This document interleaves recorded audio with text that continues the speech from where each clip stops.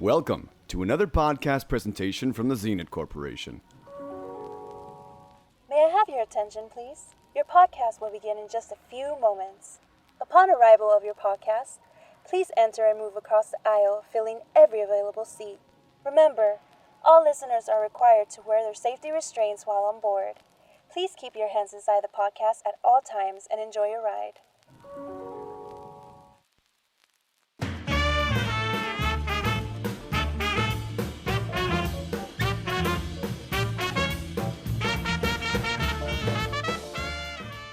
Hello everyone and welcome back to In Out Delete, the show where we review both new and older movies. This is Gino.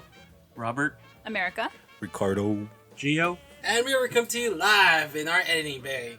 If you're new to the show, we use the rating system of In Out Delete. In, if you liked the movie, you loved it, you would give this movie a ride to the airport if it asked, because it's a good friend. Out, if you did not like it, and you would not give it a ride, but you would give it like a bus token so it could go. And delete, if you would, drive it out to the woods and shoot it in the head because you hate it. So this week we watched Once Upon a Time in Hollywood and Fruitvale Station, which was Ricardo's pick for us to watch. So let's take a quick listen of Once Upon a Time in Hollywood. I'm Rick Dalton. It's my pleasure, Mr. Schwartz. Call me Marvin. Put it there. That your son? No, that's my stunt double, Cliff Booth. Last night we watched a Rick Dalton double feature. All the shooting. I love that stuff, you know, the killing. A lot of killing. Anybody order fried sauerkraut? Can you Nazi bastards? Once Upon a Time in Hollywood, a faded television actor and his stunt double strive to achieve fame and success in the film industry during the final years of Hollywood's golden age in 1969 Los Angeles. I want to go first on this. Whoa. All Okay. right. Oh, it's either good or bad. Actually, it's really good. I'm in, actually. I'm fully in on this. Huge Quentin Tarantino fan. I know, I remember from last week's episode, you guys were talking about it, and Ricardo's super fan. I'm like, bro, super fan number 2. Both of you guys are, the fanboys of the bunch here. Yeah. And you know The what? fanboy And bunch. I'm in, but there's certain things I didn't like, to be honest. There were certain things I kind of wished it would have been cool, but you know what? I feel like this is, to me, like another version of Jackie Brown with all dialogue and stuff. So, but yeah, I'm in. What about you, Robert? I'm in. I love this movie. I was, like I said last week, I was really looking forward to it, and I loved it, but I was surprised that it was not like anything Quentin Tarantino has ever made.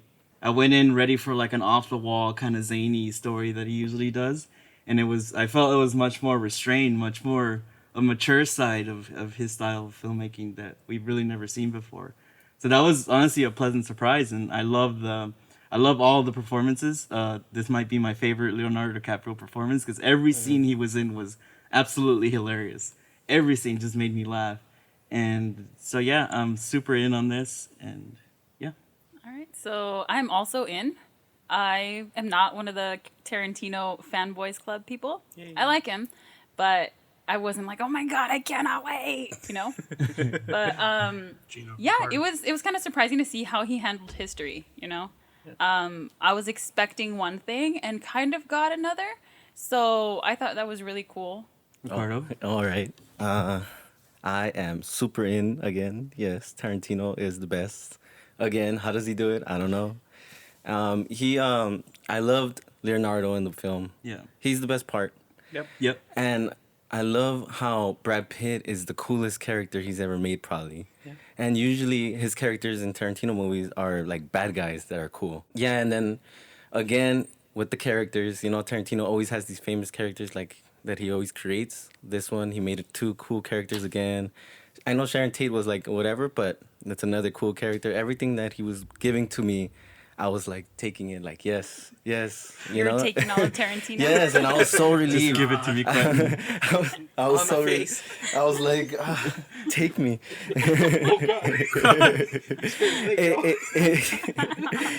It was a relief because I was nervous.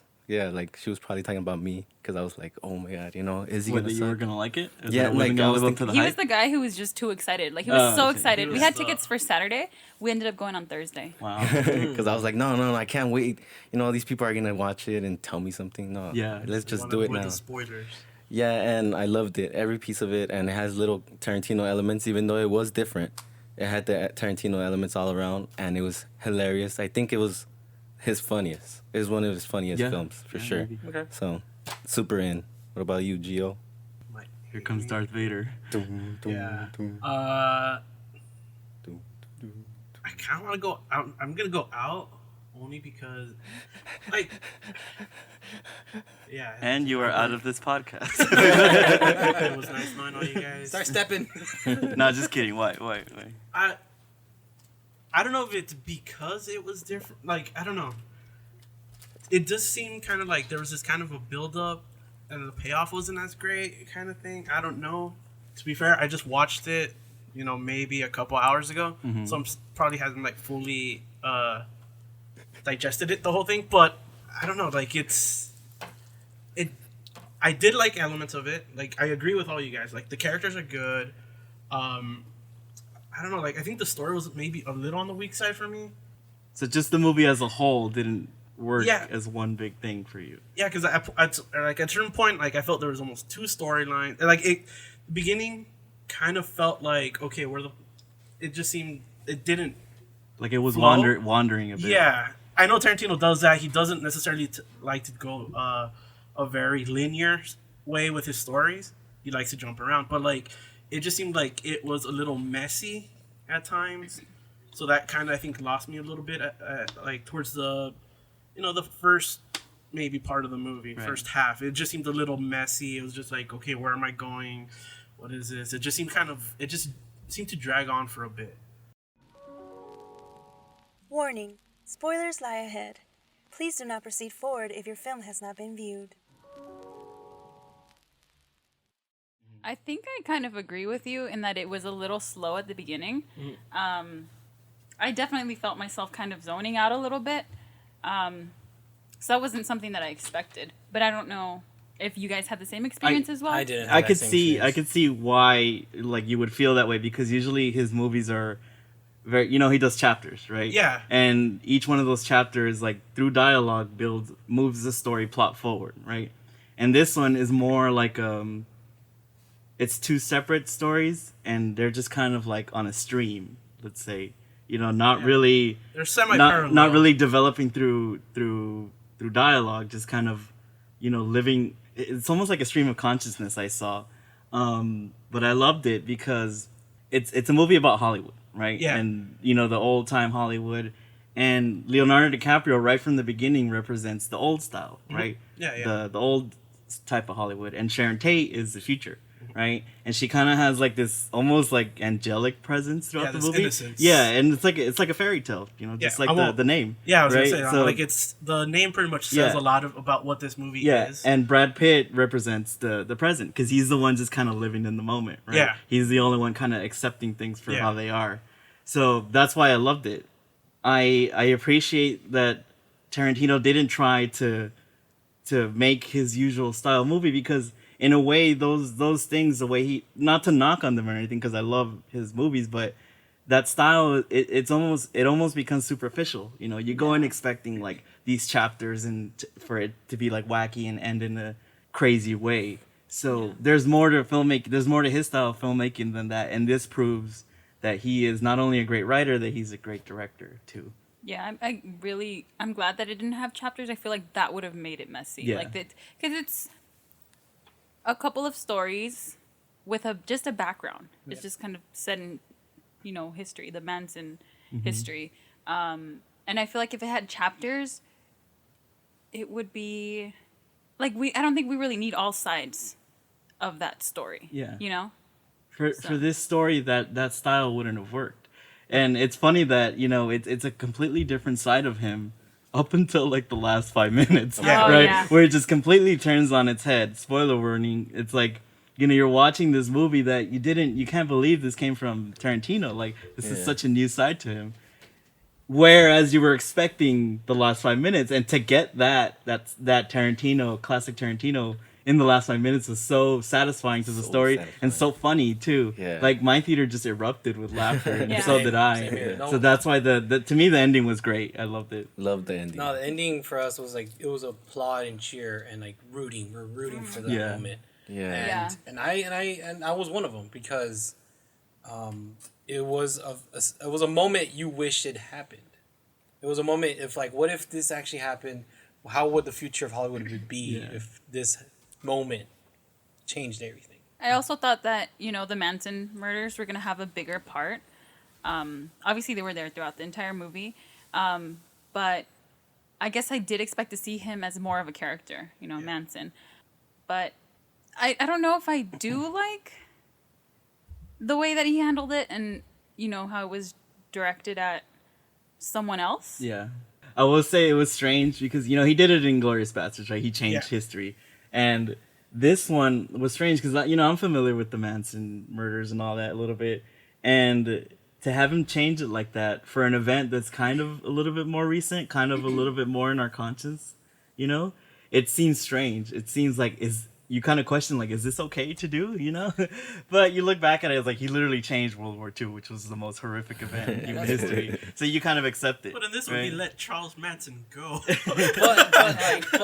Hollywood's He's still Angel out. was still alive. Like, Yeah. There was a lot of talk before the movie came out that, this is gonna be like Inglourious Basterds. He's gonna change the moment of this, and then it builds up to like, what if he doesn't kill Sharon Tate? What if he kills someone else? And it's like, what the fuck?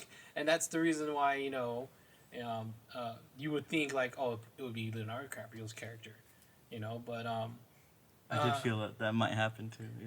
Yeah. I assumed it, but that didn't happen. Almost, but not really. You know what? And didn't have enough action scenes as I wanted it and I expected it to be.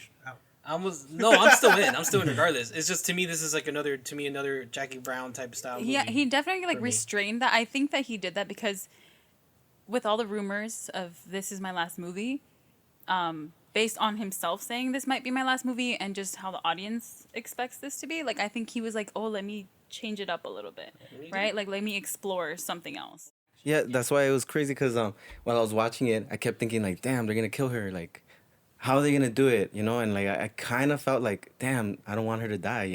Like I started feeling for her, like because I'm thinking, they're gonna kill her. It's leading you that way, what happens. So then when it didn't happen, and I guess spoiler alert, and then they get Brad Pitt, and I was like, don't die, Brad. Like I felt these characters already. I loved them so much already. I was like, damn, like no, wait, like no, don't die. Like I didn't want no one to die now. You cared about the character. Yeah. I don't think that I cared about Sharon Tate. I did. don't know if she was completely necessary. I know that she kind of had to be in this because, she was one of the famous murders. But she didn't add to... If you take out her role, the movie is the same. True. So, despite her angelic stuff, I just feel like, you needed another woman to just kind of fill your role. It's a movie about the friendship of... You needed some toes. There was plenty of toes in this movie. It was a movie about the friendship between Leonardo DiCaprio and Brad Pitt. Yeah. Happens to live next to Sharon Tate and Yeah. Roman Polanski. And that's why, Sharon Tate is not really an actual character in the movie. She's just kind of like a presence almost. A cameo. Yeah, one of the things I loved about this movie is the sound design, the way he used sound, the way he used music. He didn't use music in his normal way where it's just kind of like in the soundtrack, playing up the cool moments. It's more in the background. And one thing that one feeling that I was reminded of was, I don't know if you guys seen it, but American Graffiti. It's more of a natural. Yeah, exactly. It's like, an ambient noise. Yeah. Right. So I was really reminded of American Graffiti and the way he used sound design there, more to build up to make you feel the 60s rather than just be in the soundtrack and have it be like a cool moment, which usually does. And what I was gonna say earlier is that Tarantino has built his career on kind of homages and like his recreating of like old movies that he likes. And this movie is about Hollywood, but it feels like the movie is not tied to those things, right? Because it's its own thing, right? So that's why I love the maturity as a filmmaker of Tarantino because of that. Yeah, and then I love that it had like a Western for you. You're watching a Western for a bit with Leonardo, and then, and then it's like a little behind the scenes of it.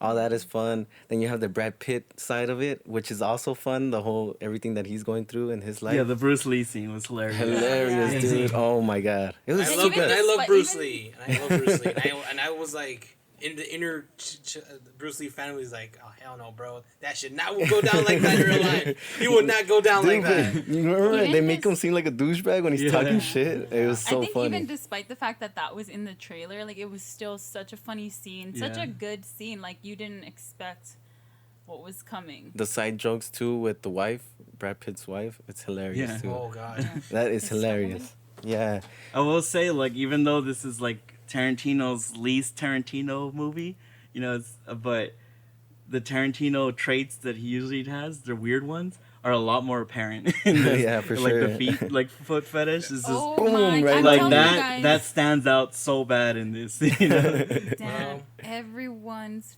feet are out here. That's when you realize, like, if you whoa, don't bro, like like feet, don't watch this movie. Yeah, you have a problem. Not a problem, but it's like okay.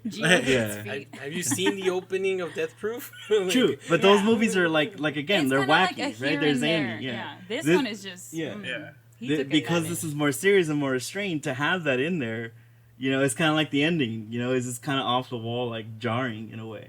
Okay. Yeah. No, yeah, but I was gonna say that watching this made me feel like, oh, you know how he's changed history or whatever. So if you look at his first films like Pulp Fiction or Reservoir Dogs, they're a little bit more serious movies. Yeah. But then you go and he saw like he did Kill Bill, whatever. He's going crazy. Yeah. So this one was serious, but you could see the elements of him changing shit. So it's like Tarantino wise, but it made me feel like, look how much fun he's having. He's like having fun doing this shit. It's kind of like the culmination of all of his movies. Yeah, and it's like I love it. Yeah, that's why this might be his last movie. Yeah, it's crazy. What a way to go out. Yeah, for sure. I actually think that this is a very personal movie. It's very much, it is his stream of consciousness, and I think that both Leonardo DiCaprio and Brad Pitt is kind of how Tarantino is feeling. Maybe, I think because he's really trying not to lose his career. He feels like he's lost it. And we're in the CG whether Tarantino era now. has actually lost it or not, no, even despite CG, like it's just he's getting close to the end, and that's what he's thinking. He's like, am I gonna just like fade out? Like, how am I gonna go out? Yeah, So it's, and to me, like that part in the movie when he's talking to the little girl actress, it seemed a little cheesy. Like that's where you see the most of, I think, of his introspectiveness, and it was a little off-putting to me. It was just so there, and I was like, damn. Because it was kind of like a meta moment. Yeah, and I was kind of, it made me cringe a little bit. Yeah. Really? Yeah, I was just like, can you be a little more creative about this? Yeah, to me, I honestly just saw it as Leo's character. He's so insecure, he's so nervous about everything, and I just really bought into that whole scene and just laughed. Me too. So much. I loved it. I mean, I thought it was funny, but I don't know. I just kind of get the feeling that that's sort of Tarantino. Yeah, no, that might be. Yeah, you might be right. Looks from what I see here, we have 4 ins. Yeah. And 1 out. Gio. Yeah. Just to be fair, that out is on like no. to that No. It's close to that fence. No, but it's binary. I'm out. You always get one. No. I'm out, but it's like I was on the fence, but I fell on the outside. Well, we're gonna take a short break. See you in a bit. And now, a word from our sponsors. Coming soon to theaters. Put the gun down! K. Willie Super Sounds of the Movies keeps on coming with this little ditty that was featured in the popular indie movie Reservoir Dogs, George Baker's Little Green Bag. From Sputnik 7 Productions, the sequel to one of the most beloved movies of all time. Let's go to work. Let me tell you what Please Please Me is all about. It's about a guy who eats his girl, and she doesn't return the favor, so he starts begging. No. It's about a guy who wants her attention like he does with her. Jackie Brown? What's that movie about? Reservoir Dogs 2. Whoa, time out. Tell that shit to someone who's in the friend zone. Please Please Me isn't about a sensitive guy who wants his girl to spend time with him or whatever. Kill Bill is my favorite. Or maybe Pulp Fiction. One day, he eats her out like if it was his last meal. When he finishes, he waits for her to go down south, and she ignores him, and he gets blue balls. And it hurts. It hurts because she got her nut and he didn't. Hence, Please please me. A brand new film by J.J. Abrams. No, Inglourious Basterds is my favorite. No, Django Unchained. Hey, what the fuck, bro? Give that shit back. A perfect plan. Sick of hearing you're not making up your mind. Kill Bill, Django Unchained, Jackie Brown. A perfect team. I got the Beatles dick sucking coming out of one ear, and you're repeating Tarantino movies coming out of my left. What can go wrong? Give that shit back, homie. Not until we leave. Hey, you want me to delete this guy? Shit, if you delete me in a dream, you better wake up and apologize. Reservoir Dogs 2, coming next Christmas.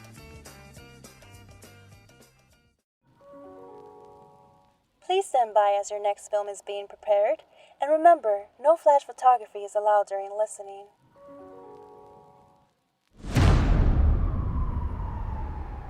Oscar from Pharmacia?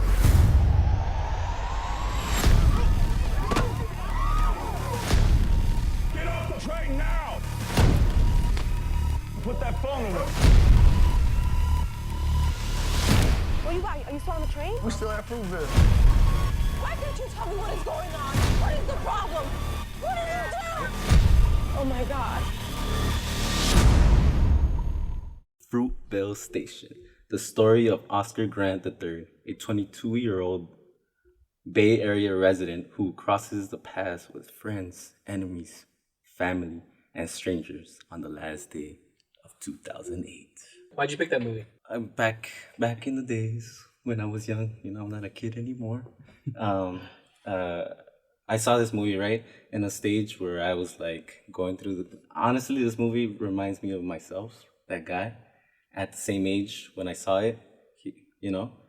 Troubled youth. Troubled, yeah, and I was like a little in the offside, and I decided to change my life.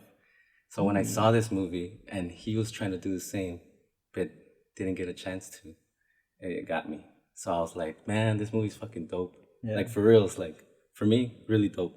And I love Michael B. Jordan now, and I love Ryan Coogler now. So this was their first, and I wanted to spread it to you guys, see if you guys liked it. So you're definitely in, right? Well, yeah, dude, what the fuck? Just want to make sure. Just want to double check. America, what do you think about this movie? I'm in. I think it's a good story. I don't think it tries to make anything prettier than it's supposed to be, because obviously it's, you know, the story of a real guy who got shot by the cops. So I don't think it really leans in any direction of trying to like overly vilify the cops or anything. Obviously, you know, it's like Black Lives Matter and all that stuff, but I don't think it goes so heavy that it kind of ruins the story of this guy who's really trying to change his life. So I thought it was like a really nice way to show his story. Yeah. What you, Robert? I'm in. I really love this movie. Michael B. Jordan is a great actor, and he proved it. Obviously, this was his first before all the big starring roles. But I really loved his performance in this movie. I love the directing, Ryan Coogler. Everything about it was spot on. The grittiness of it all. Yeah, the way it looked. The way it felt. It's a movie about a moment in time, and it really doesn't try to do anything else. And it captures that moment, and it tells you the story, and it's heartbreaking. So I'm in. I'm in. I'm definitely in. Michael B. Jordan did a really good job of the bonding him and his daughter have, and that movie in general was really well. I believed it basically that was his kid, and basically, you know, his struggles is real. Like, it's not just it's not a real, like, it's not like a Hollywood movie where, yeah, I would go get a job and I got a job the next day. No, like, he's struggling and he's trying to go legit. He's doing it for his girlfriend. He's doing it for his baby, his kid, you know, and his mom. And you know what? It kind of reminds me of some people I knew growing up as well, like kind of in the same shoes, you know, like they try to get away from what would be easy to get money in a way, but illegally, but, you know, not the legit way. And they're coming out of that to go straight after they've done so much to themselves. And then sadly to what happened to this guy in real life, you know, it's unfortunate, you know, and you know, like, and then the director did a really good job. Like, I really enjoy his movies, like his directing even more actually. But yeah, I mean, I don't know what else to say, to be honest.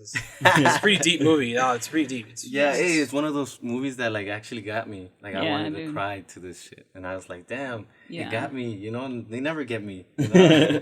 And I love the character, the Michael B. Jordan character. His character is like I said, it's like he's so cool. Like he's trying to be cool with everybody. He's nice, but at the same time, he could snap and like fuck you up. And that's so like, I was like watching it, like, oh, I remember this.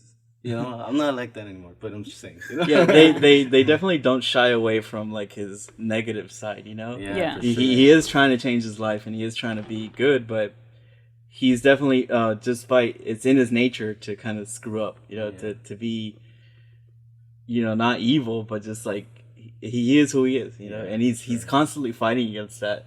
And you know, obviously, it's a shame that what happened to him happened.